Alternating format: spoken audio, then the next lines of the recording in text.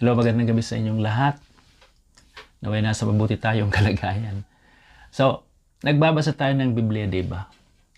Pero paano natin ito inuunawa at ipinapaliwanag sa mga nakikinig o nanonood?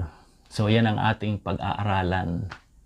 Respeto sa salita ng Diyos. Alam natin ibig sabihin ng respeto, ito ay pagpapahalaga. Mataas na pagpapahalaga. Lalong-lalo na sa salita ng Diyos. So ano ito? Ito ay pagsunod sa kalooban ng Diyos na nakasaad sa kanyang salita. So ipinapakita ang tunay na respeto sa pamamagitan ng pagsunod. Ang hindi pagsunod ay tanda ng pagwawalang bahala sa pagtuturo ng salita ng Diyos ng tama at may katapatan. So bilang mga lingkod ng Diyos, may tungkulin tayong ibahagi ang kanyang salita nang hindi pinapalitan, dinadagdagan o binabawasan ayon sa Revelation chapter 22, 18-19. Ito rin ay pagiging maingat sa paggamit ng salita ng Diyos. Dapat iwasan ang paggamit ng mga talatang mali ang konteksto para sa pansariling interes o panlilinlang. So, meron tayong dalawang mahalagang punto na dapat nating tandaan. At itong dalawang puntong ito ay alam na yan ng mga, sabihin natin, mga pastors at mga Bible teacher. So, ito ay para din sa mga baguhan.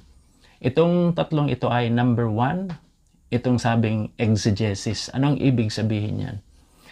Ang salitang exegesis ay mula sa Griego na nangangahulugang ilabas.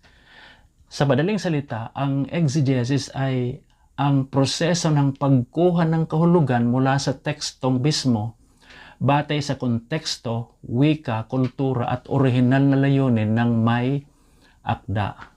So ano ang layunin nito? Para malaman kung ano talaga ang ibig sabihin ng teksto ayon sa orihinal nitong konteksto. Ito ay ginagamitan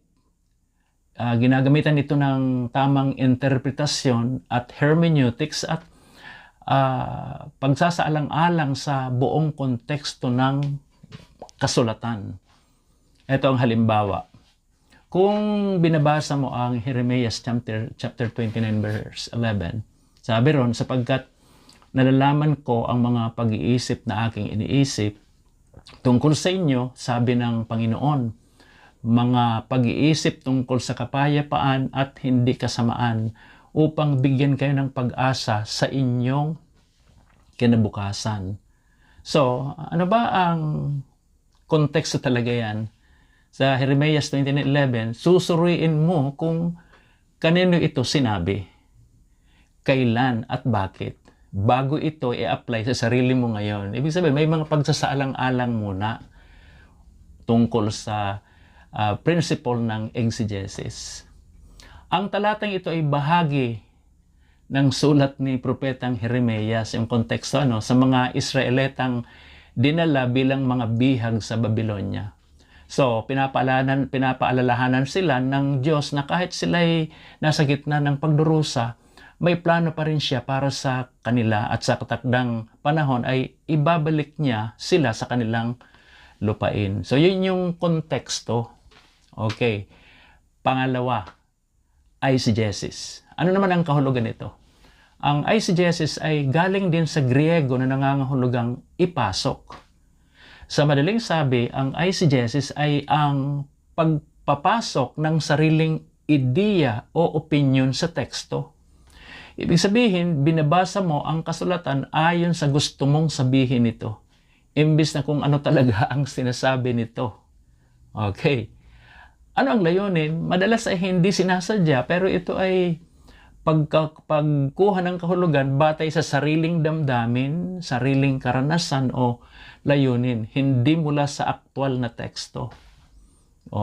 Tingnan natin, halimbawa, kung sinabi ng isang tao na ang Jeremias 29:11 ay personal promise sa akin ng Diyos nang hindi isa sa alang-alang nito ang sulat para sa mga Israelita sa panahon ng pagkakatapon sa Babylonia, iyon ay isang anyo ng eisegesis. Ibig sabihin, hindi ka man lang nag-research patungkol sa background niyan. Basta nagbigay ka na lang ng iyong kaisipan patungkol diyan, ay ibig sabihin, eisegesis. So, ang tanong, yan ba ay mapanganib? Ito ba ay delikado? Oo. Mapanganib ang eisegesis lalo na kung ito'y hindi sinasadya o ginagamit sa maling paraan. Dahil maaring magdulot ito ng maling pagkakaunawa at maling pagtuturo ng salita ng Diyos. Narito ang mga dahilan kung bakit ito itinuturing na mapanganib. Okay. Number 1. Nagiging maling mensahe ang itinuturo. Ang eisegesis ay nagpapapasok ng sariling opinyon, damdamin o paniniwala sa isang talata. Kaya't nawawala ang tunay na mensahe na nais iparating ng Diyos. Halimbawa, ang paggamit ng isang talata tungkol sa Israel ay sinasabing ito ay direktang para sa akin. Wow! Ngayon nang walang lumang konteksto ay maaaring humantong sa maling pag-asa o maling doktrina. Yan yung number 1. Ano naman ang number 2 na mapanganib ang eisegesis? Maaring maging sanhin ng heresy o maling aral. Maraming maling sekta o kulto ang nabubuo dahil sa eisegesis. Pinipilit nilang ipasok ang ideya nila sa Biblia para suportahan ang kanilang paniniwala. Halimbawa, may mga nagtuturo na si Jesus ay hindi Diyos gamit ang mga piling talata, pero ito ay bunga ng eisegesis, hindi ng buong konteksto ng kasulatan. Grabe ano? Kaya marami palang mga kulto, mga bagong o maling kasturuan dahil hindi sila nagsasaalang-alang tungkol sa exegesis. So, nasisira ang autoridad ng Biblia, kapag ang tao ang nagpapasya kung ano ang ibig sabihin ng kasulatan, imbes na ang teksto mismo. So, nawawala ang autoridad ng Diyos sa kanyang salita. Ang Biblia ay nagiging parang blank canvas na pinipinturahan ng sarili nating pananaw. Ito ay isang anyo ng paghahari sa sarili imbes na pagpapasakop sa Kanya. Nako. So, ano pa? Nililin lang ang sarili at ang iba. Ang maling interpretasyon na hindi lang sarili ang naapektuhan, pati ang mga nakikinig o natuturuan. Ang isang pastor, guro o mananampalataya na gumagamit ng eisegesis ay nagdadalang panganib sa espiritual na buhay ng iba. Hindi nakakatulong ang tunay na paglago. So, ang salita ng Diyos ay dapat nagbibigay ng liwanag ayon sa Psalms chapter 119 verse 05. Ngunit kung mali ang pag-unawa natin, hindi tayo tunay na lumalago sa pananampalataya. So, paalala lang mga kaibigan, mga kapatid, hindi ibig sabihin ay masama na ang magbabahagi ng sariling karanasan o application mula sa Biblia. Ang problema ay kapag pinipilit natin ang mensahe ng talata na sumasang-ayon sa nais nating sabihin, kaysa hayaan natin ang talata na magsalita sa sarili nitong konteksto. So, siguro sa conclusion natin, ang eisegesis ay mapanganib dahil binabaluktot nito ang salita ng Diyos at maaaring humantong sa maling paniniwala at pamumuhay. Ang tamang paraan ay exegesis na may gabay ng banal na spirito at tamang hermeneutics upang masigurong ang Diyos ang magsasalita, hindi lang ang tao. So, nawa naintindihan natin ang pagkakaiba ng exegesis and then eisegesis. Pang exegesis, galing sa loob. Pag sinabing eisegesis, galing sa atin, papunta doon. Naku, delikado yan. Mag-ingat din po tayo doon sa mga salitang Hindi naman masama yung salitang rema. Kaya lang minsan, yung salitang rema ay parang nagiging justification para masabi na ito kasi ang sabi sa akin. Hindi ko naman sinasabi na yung salitang rema ay mali.